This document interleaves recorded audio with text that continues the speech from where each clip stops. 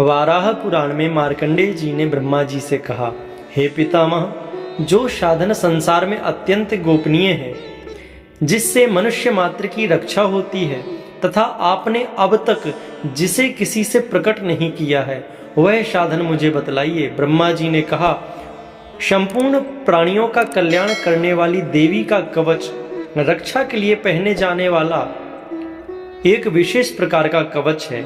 इसी तरह यह स्तोत्र भी है। इसके पाठ से साधक सर्वदा सुरक्षित रहता है।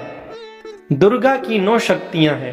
पहली शक्ति का नाम शैलपुत्री, दूसरी शक्ति का नाम ब्रह्मचारिणी, तीसरी चंद्रघंटा, चौथी कूष्मांडा, पांचवी शक्ति स्कंद माता, छठवीं शक्ति कात्यायनी, सातवीं शक्ति कालरात्रि, आठवीं शक्ति महागौरी और 9वीं शक्ति सिद्धिदात्री माँ है।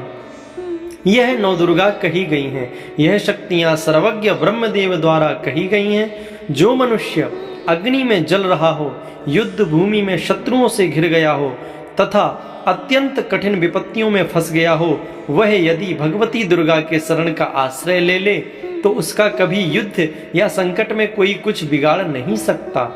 उसे कोई विपत्ति घेर नहीं सकती और न उसे कोई शोक, दुख तथा भय की प्राप्ति ही हो सकती है। यह सर्वथा सत्य है। जो लोग भक्ति पूर्वक भगवती का स्मरण करते हैं, उनका अभ्युदय भाग्योदय होता रहता है। हे भगवती, जो लोग तुम्हारा स्मरण करते हैं, निश्चय ही तुम उनकी रक्षा करती हो।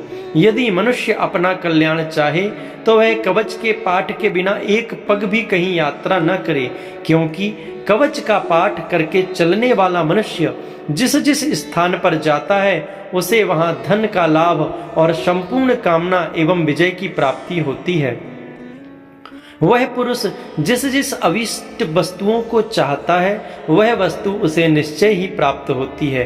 कवच का पाठ करने वाला इस पृथ्वी पर अतुल ऐश्वर्य प्राप्त करता है। वह किसी से नहीं डरता और युद्ध में उसे कोई हरा भी नहीं सकता। जो लोग तीनों संध्याओं में, तीनों काल में श्रद्धा पूर्वक इस कवच का पाठ करते हैं, उन्हें देवी कला की प्राप्ति होती है। तीनों लोकों में उन्हें कोई जीत नहीं सकता। उस पुरुष की अकाल मृत्यु नहीं होती। वह 100 से भी अधिक वर्ष तक जीवित रहता है। इस कवच का पाठ करने से सिर में होने वाले रोग आदि सभी नष्ट हो जाते हैं।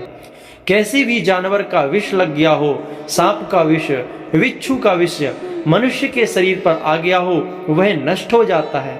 सभी प्रकार के विष नष्ट हो जाते हैं। मारन, मोहन तथा उच्चाटन आदि सभी प्रकार के किए गए अभिचार मंत्र, पृथ्वी तथा आकाश में विचरण करने वाले ग्राम देवता आदि, जल में उत्पन्न होने वाले तथा उपदेश से सिद्ध होने वाले सभी प्रकार के क्षुद्र देवता आदि कवच के पाठ करने वाले मनुष्य को देखते ही विनष्ट हो जाते हैं।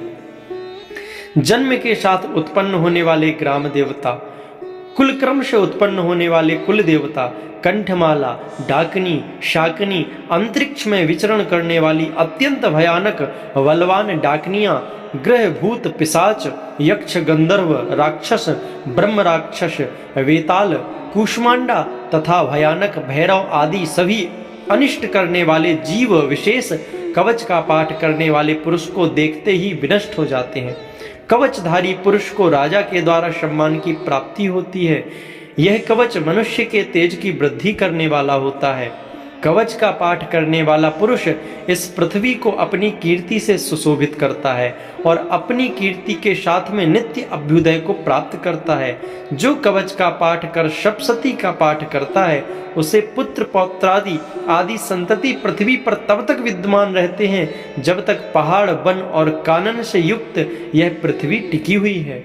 कवच का पाठ कर दुर्गा सप्तशती का पाठ करने वाला मनुष्य मरने के बाद महामाया की कृपा से देवताओं के लिए जो अत्यंत दुर्लभ स्थान है, उसे प्राप्त कर लेता है और उत्तम रूप प्राप्त कर शिवजी के साथ आनंद पूर्वक निवास करता है।